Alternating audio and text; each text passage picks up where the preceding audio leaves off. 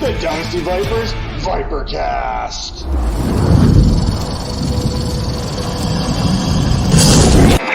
Hi, I'm Matt Donnelly, and this is another edition of the Dynasty Vipers Vipercast team-by-team preview series with our next stop, Chicago. Now, before we get to Chicago, let's make sure that we hit that like and subscribe button here on the YouTube channel. And if you're listening to us on Apple, Spotify, Stitcher, make sure to take a second to rate and review the show. Now, with that being said, let's head to Chicago, and let's talk about those 2022 Bears that finished 3-14 a season ago. That's right. They would go on to score 326 points. They would give up 463 points all season. That's a negative 137 points differential. Only the Indianapolis Colts had a worse points for, points against number in the entire league. Now, their passing offense, it was atrocious there, ranking 32nd in the league, averaging 130.5 yards per game. Meanwhile, their run offense, the best in the league, averaging 177.3 yards per game. Yeah, that's right. David Montgomery, Justin Fields, these guys knew how to run the rock for the Bears. Now, their passing defense, they would be 18th in the league, averaging 218 yards per contest, while their run defense, second to last, averaging 157.3 per game against, that's right, 31st in the league. Now, they may have had the worst pass offense, but they had the best run offense a season ago. Chicago, they're going to be hoping for a more balanced approach here heading in 2023, judging by these offseason moves they've already made. Chicago, they finished with the worst record in the league and ended the season on a 10-game losing streak. We don't want to dwell on the past too much because those failures of 2022 are starting to take shape for the success of the future of this Bears franchise. Securing that first overall pick while having your franchise quarterback already in-house is a huge play for the Bears there and secure them some serious draft capital moving forward. They also have the most cap flexibility of any team in the league, which is something else we need to pay attention for. So while we're talking about success here in 2023, the Bears may not be there yet, but they're definitely building towards that. They've got the draft capital. They're going to have cap flexibility to make those moves when the time is right for them. Now, heading into the Bears OTAs and training camp, all eyes are going to be on this Bears backfield, and that includes Justin Fields, who led this team in rushing a season ago. Chicago is hoping that it won't be the case here in 2023, as they have three capable backs. At least that's how they feel. Now, Khalil Herbert, who had success in the past, when given an opportunity to do so, Dante Foreman, we've seen him carry the load of both Houston and Carolina. And then they went out there and they drafted the rookie there out of Texas, Roschon Johnson, who would be a bigger household name if it wasn't from some guy named Bijan Robinson. Now, Herbert, he is the most explosive of the three. There's no question about that. Foreman, probably the most consistent of the three. Meanwhile, Johnson may be the best adept at protecting Fields in pass protection. And if the Bears want to pass the ball, Johnson may be the guy that they need to put on the field more often. Now, we talk about this draft. We talk about Roschon Johnson being drafted in the fourth round, pick number 115. Who went before him? Who went after him? After the Bears traded away their first overall pick to move back to number 10, they would select Tennessee offensive tackle Darnell Wright. Second round, pick number 15, Gervin Dexter out of Florida, there, the defensive tackle. In this later on in the second round, pick 56, Tyreek Stevenson, cornerback there, who you're going to learn to like here sooner than later. In the third round, pick number 64, defensive tackle Zach Pickens. We talked about that fourth round pick in Roschon Johnson. Later in the fourth round, pick number 133, they would select wide receiver Tyler Scott out of the University of Cincinnati. And in the fifth round, pick number 148, they addressed a bit of a linebacker issue there because we know their linebackers weren't good. They drafted Noah Sewell. That Sewell name might sound familiar. Maybe a guy in Detroit rings a bell. Anyway, let's talk about these additions and subtractions throughout the offseason via free agency, via trades. And the first one that comes to mind is the acquisition of wide receiver DJ Moore, who came over in that trade that sent the first overall selection to the Carolina Panthers. They also addressed those linebacker positions in TJ Edwards and Tremaine Edmonds. Defensive tackle Andrew Billings, he comes to Chicago, as well as running backs Dante Foreman and Travis Homer, tight end Robert Tonyan, another defensive tackle in DeMarcus Walker, as well as guard Nate Davis, quarterback PJ Walker, and another linebacker in Dylan Cole. Now, their losses for the Bears, there's a few of them as well. Running back David Montgomery, a most notable, quarterback Trevor Siemian, offensive tackle Riley Rife, linebacker Nicholas Morrow, and linebacker Matthew Adams. So when we look at all those additions and subtractions, we have to talk about the Bears' best and worst move that they made the entire offseason. And for the best move, TJ Edwards and Tremaine Edmonds are both great moves. Both will make an immediate impact on this Bears defense. But let's talk about offense here. Josh Allen, he got Stephon Diggs. Jalen Hurts, he got A.J. Brown. And that's why the Chicago Bears went out there and got DJ Moore for Justin Fields to hope to follow the same blueprint of success for young quarterbacks. Chicago's passing offense offense desperately needed an injection here of playmaking ability, and Moore is one of the best when it comes to creating yards after the catch.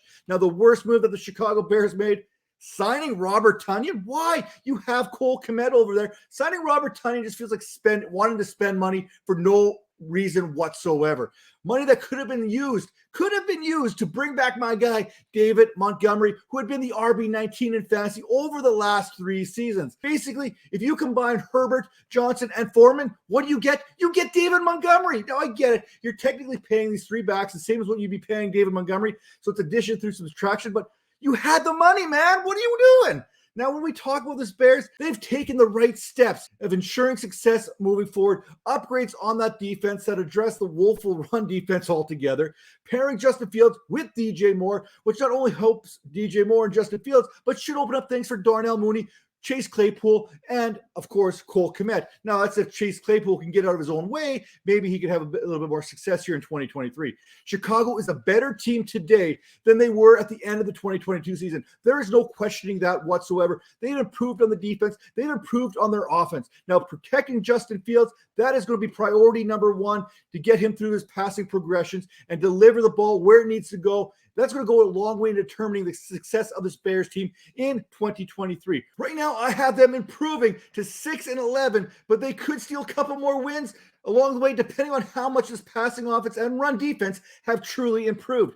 Now, when we talk about these fantasy options for the Chicago Bears, there are some good players available for your fantasy rosters. So here are your top 5 fantasy assets for the Chicago Bears heading into 2023. Of course, number 1 is going to be Justin Fields. He was the QB5 in fantasy last season after missing a Week 12 contest. Fields would average 7.1 yards per carry on his way to 1,143 rushing yards.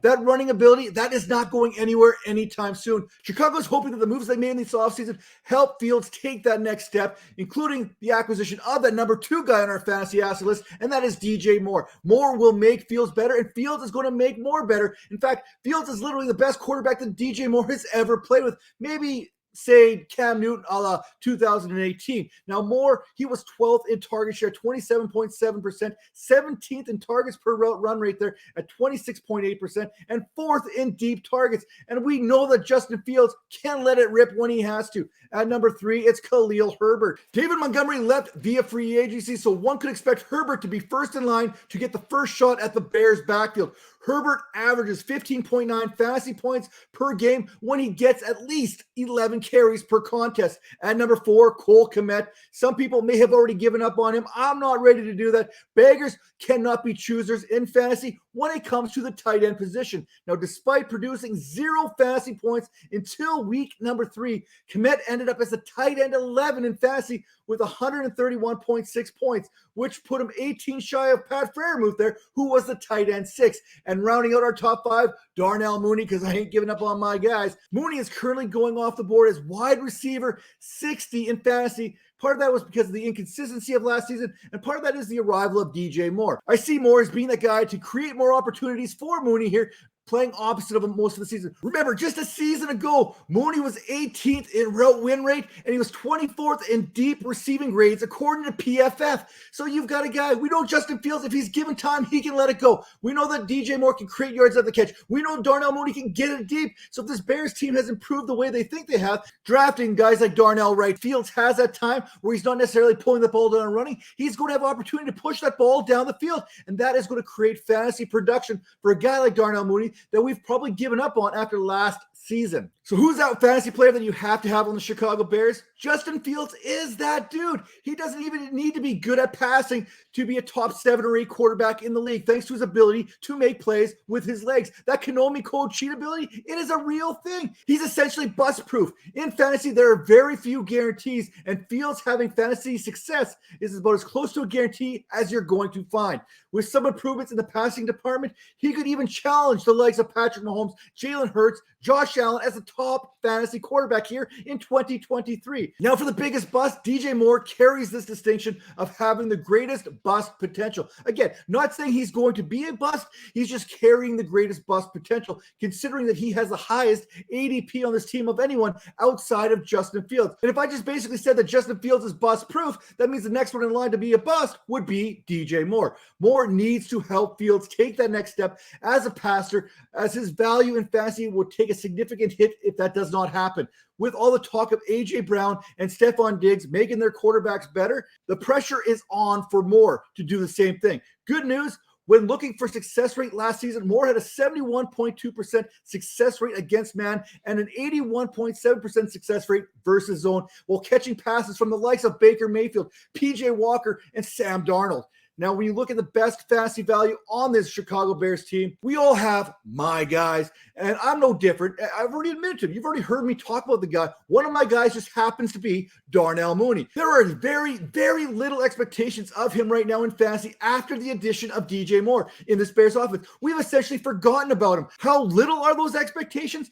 ADP of 136, wide receiver 56 to 60, somewhere in that range. If Moore is able to get the most out of Justin Fields, then Mooney is actually going to benefit from this, drawing easier matchups as the teams focus on Moore. Mooney, he won't see the same target share as he has in the past, but those efficiency numbers, they are going to trend upwards, which speaks highly for a man who is 18th in that route run rate there and 24th in those deep target rates, according to PFF. We talked about this. The opportunity will be there. The efficiency is going to jump for Mooney here in 2023. Now, when looking for a sleeper for this Bears team, pick a back, any back, and hope for the best. It's like a bear hydra, and only when one head is cut off will a true leader of this backfield emerge. Right now, I got to give that edge to Khalil Herbert because he carries the most upside because of his explosive capabilities. We've seen it in small doses in this offense, and coming in as RB35, again, the risk is minimal. Plus, I feel that he feels that he's been done dirty. He must have known for some time that David Montgomery was not going to be brought back. Then they went out and signed a 250-plus carry guy there in Donta Foreman.